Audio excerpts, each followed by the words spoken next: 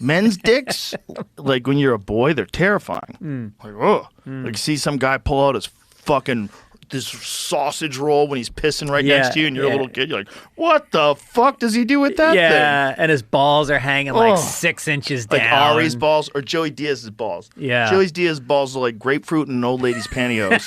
Like, what the fuck am I looking at? Those are your balls?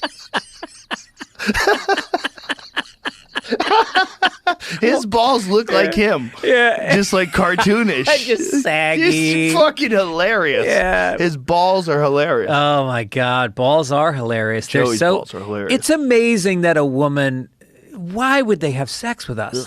Our penis is everything about awful. us is gross. Yeah. We're not soft. No. We're not squeezable and lovable. We're not comforting.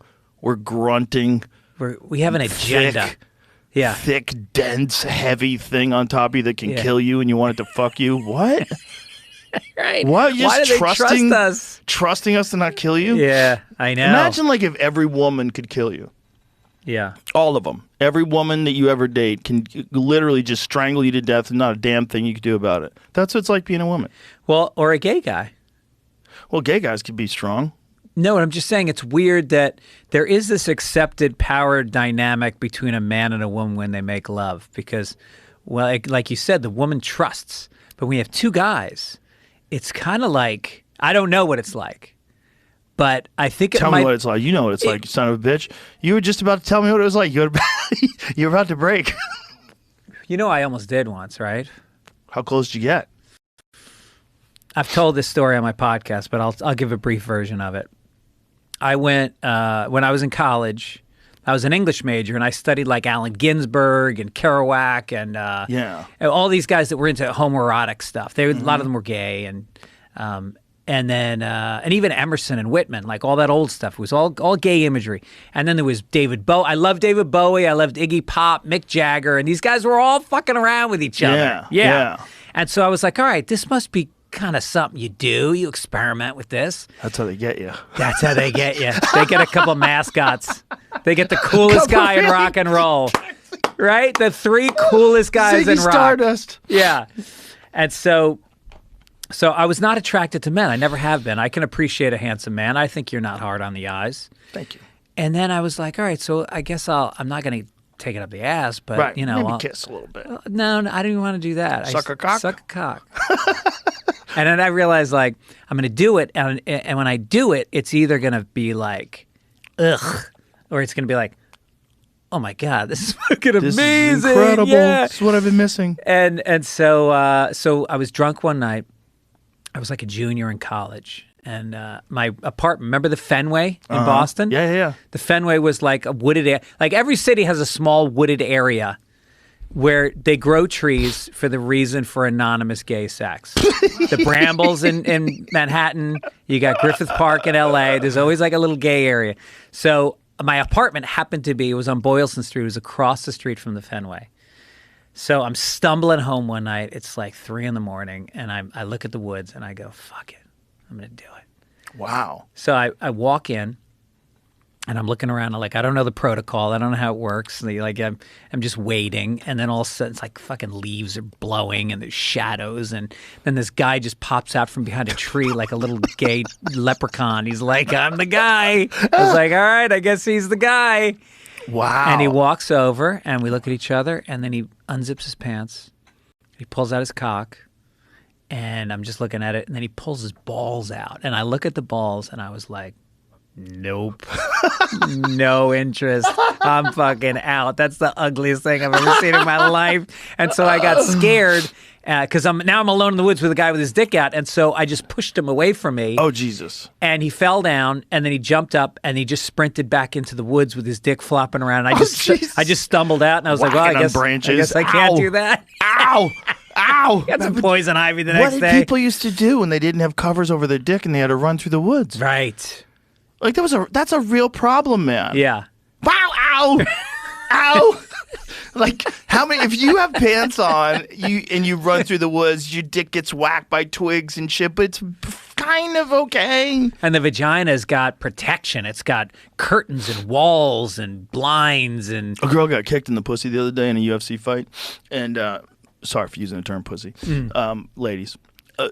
In this term, it's really not a pussy. It's a woman's vagina, right? Yes. Cage fighter. Yes. And they went down, and they stopped the fight and give the person time to recover. And I thought about it. I was like, that's interesting, because I guess it's just you can't hit genitals, but there's a giant difference between balls. And girls can take a pretty good shot to the pussy. Yeah, unfortunately. Yeah. Yeah, like if they fall and it hurts, just like it hurts your ass bone. Yeah. It hurts if you hurt your dick. That hurts. But the balls. Yeah. That thing, like I was trying to explain to my wife and daughters were asking me what it's like to get kicked in the balls.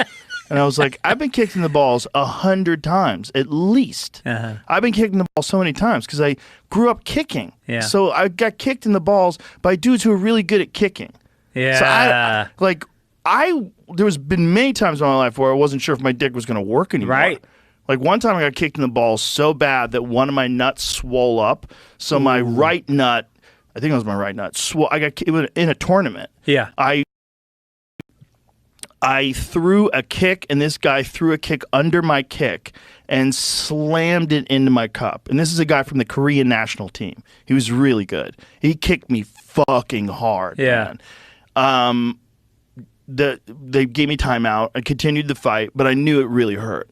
I lost the fight, and then as I was driving home, I was with my girlfriend, and I was thinking at the time, I was like, I don't know if this thing works anymore. Yeah. Because it was so painful. So I got home and jerked off. And as soon as I jerked off, I'm like, oh, we're good. Wow. Yeah. Like Victory. It works. That was the best orgasm of your life. So that's the weird thing about the cup, isn't it? I've done that. This is how stupid I am. I've done that twice. Another time I got kneed in the dick. I was doing jiu-jitsu and I didn't have a cup on. The last time I trained without a cup on.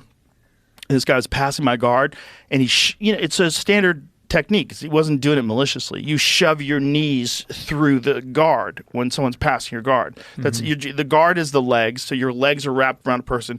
You're trying to work a submission from the bottom, and they're trying to pass to get to a better. Because in the guard, it's very difficult to submit someone when you're in their guard. You want to get out of their guard, and then it's a more dominant position to submit.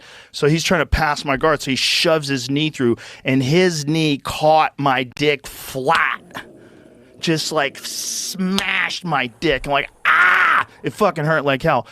But I didn't think anything of it. It was like kind of normal for that stuff to happen when you're training hard with guys who are really good. And then afterwards, I go to the locker room and there's blood in my jockstrap. Oh my God, fuck. So my dick is bleeding out my dick hole. So I'm like, okay, what would I do if this was my nose? I was like, I would just go home. It's just a bloody nose. Like, am I being a pussy because it's my dick? It's a bloody dick. Let's just we'll give it the night, and if it feels bad tomorrow, we'll go to the doctor. So I get home, and I'm like, well, how do I know if it works? So I jerked off. And blood came out with it. Yeah, and this is how, because I did it kind of clinical, because I want to know, so I did it into the toilet. So I jerked off into the toilet. While I'm doing it, I'm like, what the fuck is wrong with you? You're so broken. You're such a crazy person. Oh, my God. And then I was like, I think it works. It's all good. Wow. And so the next day, make sure it didn't get infected. Next day, I was like, just checking, make sure everything's good. Didn't hurt. Jerk off again? No. I let it go for a couple days. Just leave it alone. Yeah. I didn't want it to be sore. But it was fine. It was fine. So some blood vessel burst just like it would burst in your mouth. Yeah. I get fat lips all the time. You're always getting cuts in somewhere. Damn. I just treated it like that. But it was scary.